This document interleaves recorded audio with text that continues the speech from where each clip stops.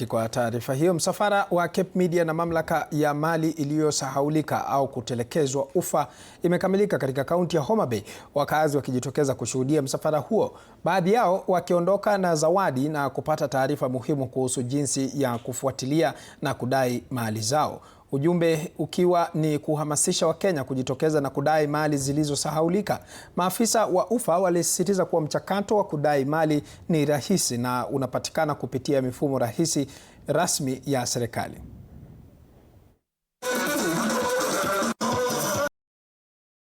Na nimesoma hii mambo ya ufa in Homa Bay County ambayo inaanza tarehe 23 mpaka tarehe 27 March. Ningependa tufuatane hiyo watu niende paka Homa Bay nikibeba kitambulisho na death certificate ili nipate kupata pesa ya baba yangu.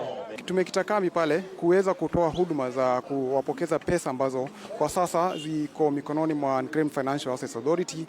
Ingekuwa kwamba wao wenyewe wanahitajika labda kwa sasa kusafiri hadi maeneo ya Nairobi ambao tumekuwa na ofisi ama tuna ofisi zetu pale, lakini kwa sasa huduma hii itakuwa katika maeneo haya na wanahitajika kuja tu katika uwanja huu na bila malipo yote kupokezwa pesa zao ambao zinawahusisha wao wenyewe.